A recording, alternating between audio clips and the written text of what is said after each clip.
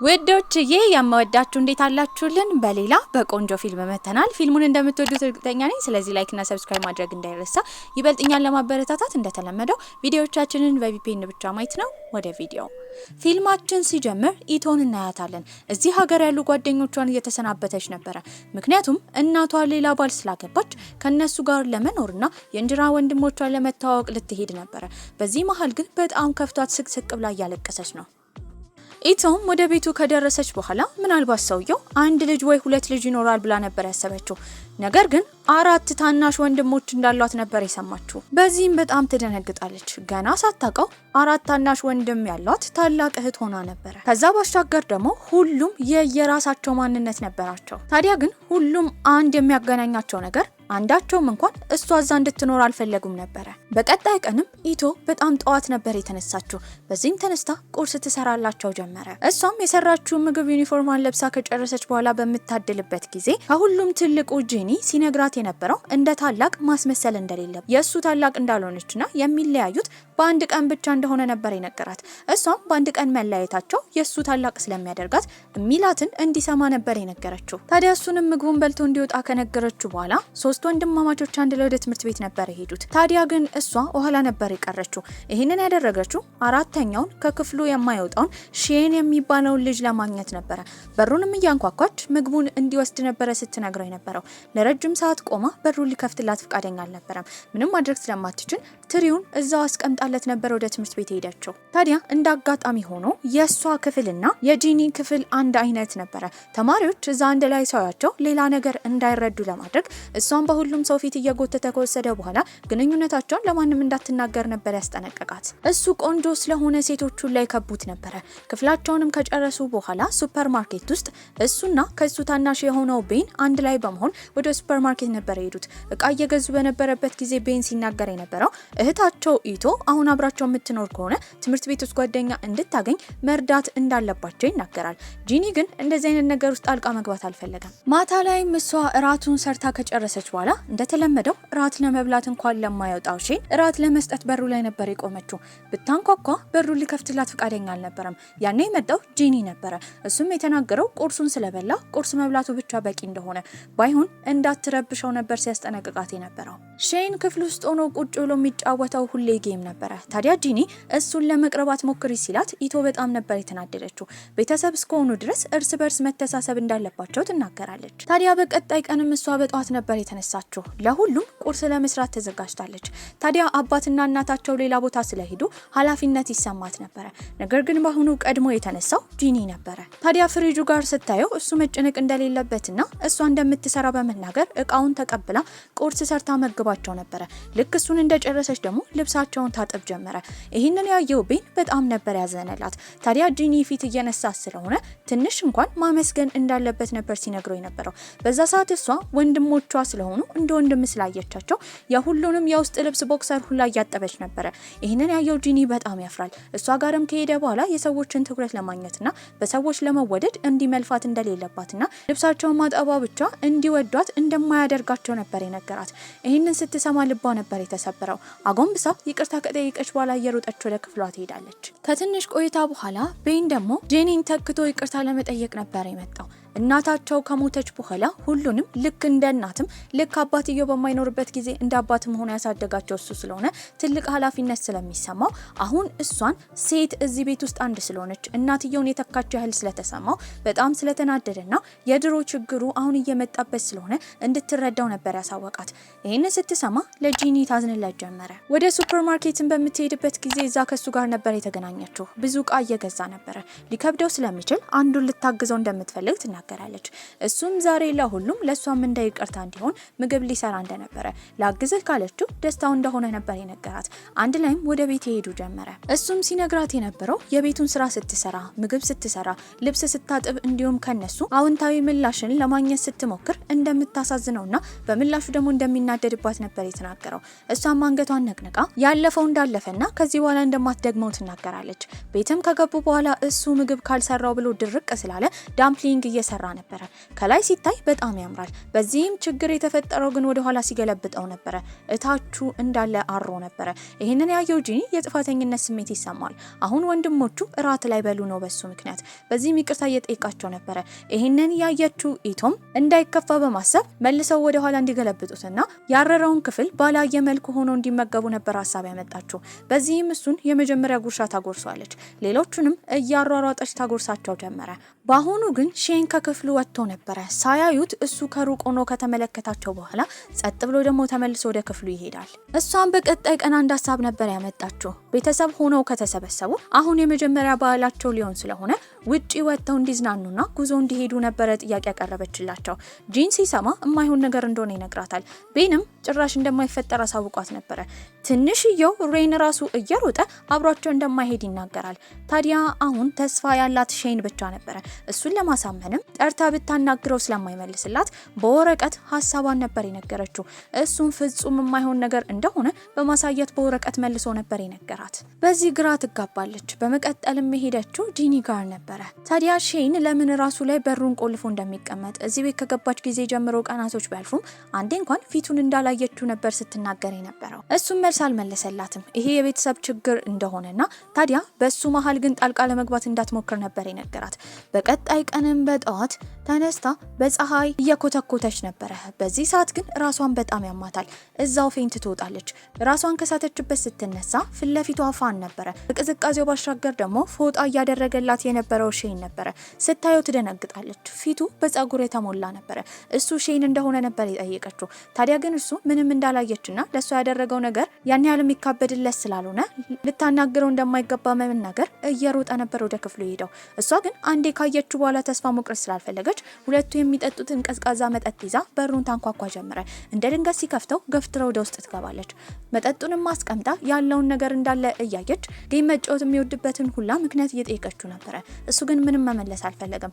ወዲያው ነበር ያጠፋው። ሲነግራት የነበረው እዚህ የመጣችው ለማመስገን ከሆነ ያደረገው ነገር ልክ እንዳልሆነ፣ ሰዎች ማውራት ላይ ጎበዝ እንዳልሆነ፣ በዚህም እሷ በጣም እንዳመማት እያየ እንኳን አምቡላንስ ደውሎ መጥራት በጣም እንደፈራና ብትሞት ኖሮ ሞታ ሊሆን እንደሚችል፣ ታዲያ ጥፋቱ የሱ እንደሚሆን ነበር ሲነግራት የነበረው። እሷ ግን ከሰዎች ጋር ለመግባባት በጣም እንደሚከብደው በመረዳትም የነገረችው ነገር አሁን በህይወት ያለችው በሱ ምክንያት እንደሆነ፣ ታዲያ ህይወቷን እንዳዳነላት ትነግረዋለች።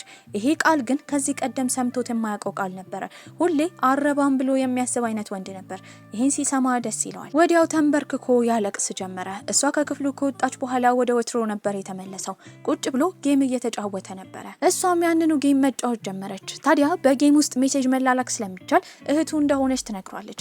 በዚህ አይነት ሁኔታ መቀጠል ስለሌለበት በጌም እንኳን ጓደኛ እንዲሆኑ ነበር የጠየቀችው። እሱ ደግሞ ለመመለስ በጣም ፈርቶ ነበረ። ወዲያው ያደረገችው ነገር ልክ እንዳልሆነ በመረዳትም ይቅርታ ጠይቀው ጀመረ። እሱ ግን የነገራት ሰዎችን ማውራት ላይ በጣም እንደሚፈራ፣ ምናልባት የሚያስቀይማቸው የሚያስከፋቸው ነገር እንዳይናገርም ፈራ ተባ ስለሚል ጎበዝ እንዳልሆነ ነበር ሲነግራት የነበረው። እሷ ግን ጌሙን እንዲጫወቱ ነበር የጠየቀችው። ያንን ጌም ለረጅም ሰዓት ትጫወት ጀመረ። ጂኒም ወደ ቤት በመጣበት ጊዜ ቤቱ ጸጥ ረጭ ያለ ነው። የት እንደሆነች መጠየቅ ፈልጎ ነበረ። ታዲያ የክፍሏን በር በሚያንኳኳበት ጊዜ ራሱ እየሰማች አልነበረም። ሳትከፍትለትም ወደ ውስጥ ነበር የገባው። ታዲያ ወንድሙ የሚጫወተውን ጌም እየተጫወተች እንደሆነ ነበር የተረዳው። በዚህም ሼንን እንዳናገረችው ይጠይቃታል። ከዚህ ቀደም እሱ ክፍል እንዳትገባ አስጠንቅቋት ቢሆንም ይህንን ነገር በመሻራ ይቅርታ ከጠየቀችው በኋላ በጣም ስለሚያሳዝናት ከሱ ጎን መቆም እንደምትፈልግ ነበር የተናገረችው። ታዲያ እሱ አሁንም እያወራት ነው። እሷ ግን ጌሙን እየተጫወተች ነበረ። በዚህም ታሸንፋለች። ባሸነፈችበት ጊዜ እየሮጠች ሼን ጋር ነበር ሄደችው። በሚገርም ሁኔታ ሼንም ከክፍሉ ከወጣ በኋላ አብሯት ደስታውን እየገለጸ ነበረ። ያኔ ጂኒ ነው የመጣው። ወንድሙን ውጪ ወጥቶ ባየበት ጊዜ ደንግጦ ነበረ።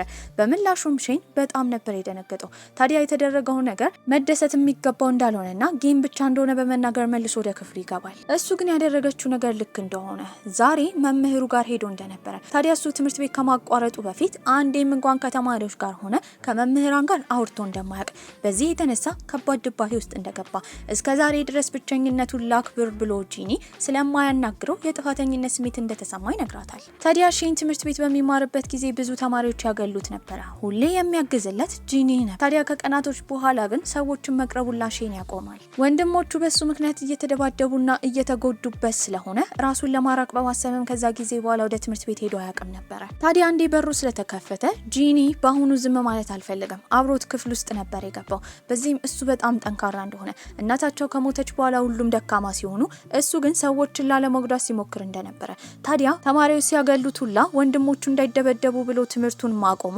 ለነሱ ስለሚያስብ ብቻ እንደሆነ እንደገባው እስከዛሬ የብቸኝነት ስሜት ይሰማው ብሎ ስለራቀው ጂኒ ይቅርታ እየጠየቀው ነበር። እሱም በማልቀስ የሱ ጥፋት እንዳልሆነና ይቅርታ እንዳደረገለት ይናገራል። ያኔ በመቀጠልም ወንድሞቹ እንዳለ ነበር የመጡት። ሁሉም አንድ ላይ ይተቃቀፋሉ። እሷም ከሩቅ ሆና ቤተሰቦቹ አንድ ላይ ሲሆኑ በማየቷ በጣም ደስተኛ ነበረች። ታዲያ በቀጣይ ቀንም ስትጎተጉታቸው የነበረውን ጉዞ ሄደው ነበር። ሼን ግን ቤት ነበር የቀረው። በቅርቡ የዩኒቨርሲቲ መግቢያ ፈተና ስላለው ለሱ በቂ ሆኖ ለመገኘትና ወደ ትምህርት ቤት ለመቀላቀል እያነበበ ነበር። ታዲያ ጉዞ ላይ ግን የተገናኘችው ድሮ የምትኖርበት ሰፈር የነበረው ወንድ ጓደኛዋን ነበር። እሱንም ሄዳ አቅፋ ከሱ ጋር በምትጨፍርና በምትዘልበት ጊዜ ያየው ጂኒ ይቀና ጀመረ። ልጁን ሁላ እየገላመጠው ነበር። ልጁ ግን ምንም አልመሰለውም። በመቀጠልም እሱን ከቀረበ በኋላ እየነገረው እሷ አባቷ ከሞተባት ጊዜ ጀምሮ ከባድ ሀዘን ውስጥ ገብታ እንደነበረ ቤተሰባቸውም ቀውስ ውስጥ ገብቶ እንደነበረ ታዲያ እናትየው አሁን ሌላ ባል አግብታ ከወንድሞቿ ጋር መገናኘቷ ጥሩ ቢሆንም ቤት ውስጥ ካልፈለጓት ለሱ ሊነግሩት እንደሚገባና መልሶ ወደ ራሱ ከተማ እንደሚወስዳት በኩራት ጓደኛዋ እየተናገረ ነበር። በመቀጠልም ሁሉም አኩኩሉ ይጫወቱ ጀመረ። በዚህም የመደበቂያ ስፍራ በሚመርጡበት ጊዜ ያኔ ጂኒና ኢቶ አንድ ላይ ነበረ የተደበቁት። እነሱም አብረው ቁጭ ይላሉ። እንዳይንቀሳቀሱና ከተንቀሳቀሱ እንደሚያዙ እየነገራት ነበር። አጠገቧ ቁጭ ብሎ ግን በጣም ቆንጆ ስለነበረ ፍዝዝ ብላ እያየችው ነው። እሱ ጅል እንደሆነችና ምን እንደሚያፈዛት ነበር የጠየቃት። ወዲያው ወደ ራሷ ትመለስና ደንግጣ ትሄዳለች። ተከትሏት ነበር። ነገር ግን የሰው ድምጽ በሰሙበት ጊዜ ሁለቱም ወደ ታች ነበር የወደቁት። ያኔ ከንፈር ለከንፈር ይሳሳማሉ። በዚህም እሷ በጣም ደንግጣ ነበር። በቀጣይ ቀን ቤት ውስጥ ራሱ ከጉዞ መልስ በኋላ በትክክል እሱን መንከባከብ አልቻለችም። ምግብ ስትሰጠው ሁላ ትደነግጥ ነበር። ቤንም በመካከላቸው የሆነ ነገር እንደተፈጠረ ጠርጥሮ ነበር። ሁለቱም ብቻቸውን በሚገናኙበት ጊዜ እሱ ሲነግራት የነበረው በመካከላቸው የተፈጠረው ነገር ምንም ስለሆነ በትክክል እንድታወራው ነበር። እሷ ግን ለመጀመሪያ ጊዜ ስለተሳመች ደንግጣ ነበር። ትምህርት ቤት ስታየው ሁላ የፍቅር ስሜት ልቧ ውስጥ ይፈጠር ጀመረ። አንድ ቀን ላይም ቤን እሷን ይቀርባታል። በቀጥታም የጠየቃት ነገር ለጂኒ መቼ ስሜቷን ለመናገር እንዳሰበች ነበር። እሷም ትደነግጣለች። የነገረችው ግን ለሱ ስሜቷን መናገር በመካከላቸው መጥፎ ነገር ሊፈጥር እንደሚችል ልክ እንደ ቤተሰብ አሁን ሁሉም ደስተኛ እንደሆኑ ታዲያ ሼን ደግሞ ከቤት እየወጣ ወደ ትምህርት ቤት ለመሄድ ሀሳብ እንዳመጣ በዚህም ከወንድሙ ጋር የተፈጠረውን ነገር ቢሰማ ደስተኛ ላይሆን ስለሚችል በጣም የለፋችበትን ነገር ማፍረስ ስለማትፈልግ ስሜቷን እንደማትናገር ነበር ያሳወቀችው። ከቀናቶችም በኋላ የገና በዓላቸው ይደርሳል። የገና ዛፉንም እያሸበረቁ ነበር። አብሮ ጊዜ ሲያሳልፉ ግን ልቧ እየደነገጠ ነበር። በዚህም ድንጋጤውን ያየው ጂኒ ከቀረባት በኋላ እየደበቀች ያለችው ነገር ስላለ ልትነግረው እንደሚገባ ነበር ያሳወቃት። እሷ ግን መናገሩን በጣም ፈርታ ነበር። አይ ካንተ ጋር ምንም ያገናኘው ነገር የለም ዝም ብዬ ነው። ታዲያ እሱም ከሱ ጋር ካልተገናኘ ምግብ በመስራት ሊያግዛት እንደሚፈልግ ነበር የነገራት። ጠገቧ ሆኖ በሚሰራበት ጊዜ ግን አሁንም ልቧ እየመታ ነበር። ምግቡን ሰርተው ከጨረሱ በኋላ ግን ስለሱ ስለማያገባው ነገርና ስለፈራችበት ነገር እንደሚያወሩ ነበር የነገራት። እሷም ረጅም ትንፋሽ ትተነፍስ ጀመረ። በመጨረሻም በውስጧ የደበቀችውን ነገር ነበር የተናገረችው። እሱም እወድሃለሁ ትለዋለች። ይህን ሲሰማ ደንግጦ ነበረ። እውነት እንደምትወደው ይጠይቃታል። እሷም አረጋግጣ እንደምትወደውና አሁን ውስጧ እንደተነፈሰ ነበር የነገረችው። ይህን ከሰማ በኋላ ከመደንገጡ የተነሳ ግን ጊዜ እንድትሰጠውና እንደሚያስብበት ነበር የነገራት። እሷም ምላሽ እንደማትፈልግና ችግር እንደሌለው ታሳውቀዋለች። ከዛ ቀን በኋላ ቀንና ሌሊት ነበር ሲያስብበት የነበረው። ትምህርት ቤት ውስጥም ወደ ራሱ ማተኮር ከብዶት ነበረ። በመጨረሻም ውሳኔ ላይ ይደርሳል። ታዲያ ቤት ውስጥ ሆነው ውሳኔ ላይ እንደደረሰ ነበር የነገራት። መልሱን ለመስማት በጣም ጓጉታ ነበረ።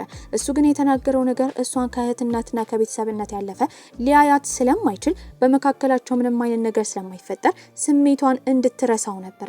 ይህንን ስትሰማ ቢያስከፋትም የወሰነው ውሳኔ ልክ እንደሆነ ታዲያ እሷም ከተናገረች በኋላ የጥፋተኝነት ስሜት ስለተሰማትና በመካከላቸው ምንም ቢጥሩ ምንም መፈጠር ስለማይችል ችግር እንደሌለው ነበር የነገረችው። ይሄ ከተፈጠረ 1 ወርም ያልፋል። አሁን ሼን ወደ ትምህርት ቤት የሚቀላቀልበት ቀን ነበረ። ታዲያ ሼንን በጣም ትንከባከበው ጀመረ። ጸጉሩን እያሻሸች ታባብለዋለች። ምንም መፍራት እንደሌለበትም ትነግረው ነበረ። ይህንን የሚያየው ጂኒ ግን እየተናደደ ነበረ። ከአንድ ሰው ጋር እንደዚህ መቀራረብ መጨረሻው መጥፎ ሊሆን ስለሚችል እንድታርፍ እንዲነግራት ለቤን እያስጠነቀቀው ነበረ። ቤን ግን ምንም አይነት ነገር እንደማይፈጠር የተፈጠረው እሱ ጋር እንደሆነና ቀንቶ ሊሆን እንደሚችል ነበር የነገረው። የመጀመሪያ ትምህርት ቀኑም ስላለቀ እሷ ሼንን አግኝታ እንዴት እንደነበረ ለመጠየቅ ጓጉታ ነበረ። እቃዋንም ሰብስባ እየሮጠች በምትወጣበት ጊዜ ከመሄዷ በፊት ያገኛት ጂኒ ነበረ። ታዲያ እሱም ከልክ ያለፈ ነገር እያደረገች እንደሆነ ይነግራታል። እሷ ግን በአሁኑ ልቧ ሙሉ ስለ ሼን ስለሆነ ትምህርት ላይ እንዴት እንደሆነ ጓደኞች እንዳገኘ ምን እንደተሰማው ማወቅ ስለምትፈልግ ወደ ቤት ሲሄድ እንኳን ኋላ ልትከተለው እንደምትፈልግ ነበር የተናገረችው። ይህንን ሲሰማ በቅናት ቅጥል ይላል። አሁን ወደ ወንድሙ እንድትዞር አልፈለገም። ምንም ፍቅሯን ባይቀበልም ግን የእሷን ትኩረት ጂኒ ይፈልግ ነበረ። ከመናደዱ የተነሳ ከፊቱ ዞር እንድትልና ደደብ እንደሆነች ነበር። ይሄ ስድብ በጣም ነበር ያስቀየማት። ከፍቷትም ትሄዳለች። ከሼን ጋርም ወደ ቤት እየሄዱ በነበረበት ጊዜ የሆነ ነገር እንደከፋት ስለተረዳ ምን ሆና እንደሆነ ይጠይቃታል። እሷ ግን ፈተና እየቀረበ ስለሆነ ለሱ እንደተጨነቀች ነበር የተናገረችው። ሌላ ምክንያት እንዳለ ግን ጠርጥሮ ነበረ። በቀጣይ ቀንም ትምህርት ቤት ውስጥ ጂኒ በተደጋጋሚ ስለሷ እያሰበ ነበረ። ጓደኞቹም ከቀረቡት በኋላ ምን ሆኖ እንደሆነ ይጠይቁታል። እሱም በማያውቀው ሁኔታ አይምሮም ሆነ ልቡ እሷን እንደሚል ነበር ሲናገር የነበረው። አንዱ ጓደኛውም ይሄ ፍቅር እንደሆነ ነበር የነገረው። ነገር ግን ፍቅር ይሁን አይሁን ግራ ተጋብቶ ነበረ። ታዲያ ያን ቀን ወደ ቤት በሄደበት ጊዜ እሷ ለማረፍ ብላ ሶፋ ላይ ተኝታ ነበረ። እሱም ይቀርባታል። ጸጉሯን እየደባበሰ እየተመለከታት ነበረ። ቀርቦ ቢስማት ደስታው ነው። ነገር ግን ራሱን ማቆም እንዳለበት ይረዳል። ያላወቀው ነገር ግን ይሄን ሁሉ ነገር ሼን ከሩቅ ሆኖ እየተመለከተ ነበረ። በሰዓቱ ምንም ባይልም በቀጣይ ቀን ግን ትምህርት ቤቱ ሲገናኙ ወደ ላቦራቶሪ ክፍል ከወሰደው በኋላ ስለ ኢቶ ምን እንደሚያስብ ነበረ ሼን ጂኒን የጠየቀው። ታዲያ ጂኒም ምንም እንደማያስብ ይናገራል። በመቀጠልም ጂኒ ሲናገር የነበረው አጭርና አስቀያሚ ሴት ስለሆነች ከሷ ጋር መሆን እንደማይፈልግ ነበረ። ታዲያ ይሄንን የሰማው ሼን በጣም ይናደዳል። ስለሷ እንደነን ነገር እንዳያወራ በጣም ሩሩህና ታጋሽ ሴት እንደሆነች ይሄ እንደማይገባት ነበር የተናገረው። ብዙ ማውራት ስላልፈለገም ጂኒ ከዛ ሊሄድ ሲል ሼን ያስቆመዋል። የሚደበቀውና የሚሮጠው ከስሜቱ ለመሸሽ እንደሆነ እሷንም እንደሚወዳት ነበር የነገረው። ጂኒ ደግሞ በንዴት በቦክስ ይመታል። ምክንያቱም ሼንም ወዷት ነበረ። ሁለቱ ወንዶች እንደተደባደቡ የተረዳችው ቤት ከገባች በኋላ ኢቶ ሁለቱንም አቅርባቸው ለምን እንደተጣሉ ትጠይቃቸዋለች። ማንም ሰው ግን ምክንያቱን አልተናገረም ነበረ።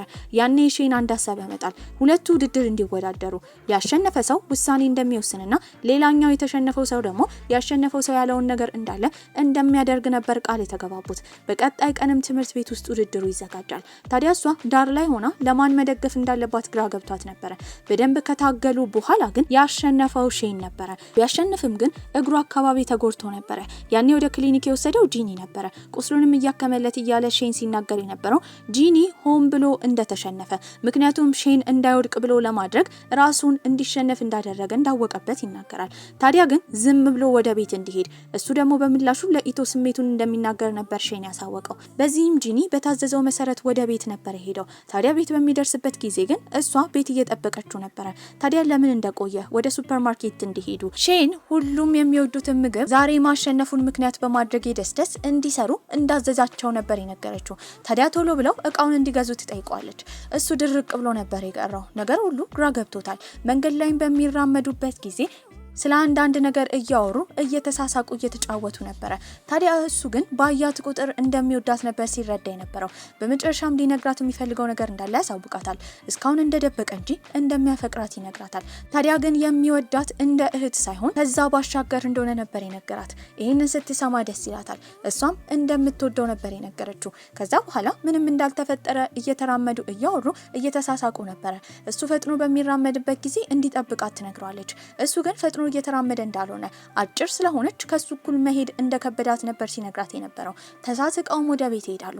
ቤትም ምግብ ሰርተው ነበረ። እናትና አባታቸውም ከመጡ በኋላ እንደ ቤተሰብ ጊዜ ሊያሳልፉ ነው። ታዲያ ወንድማማቾቹ እየተሯሯጡ በሚንጫጩበት ጊዜ እናትየው ወጥታ ዝም እንዲሉ ነበር የነገረቻቸው።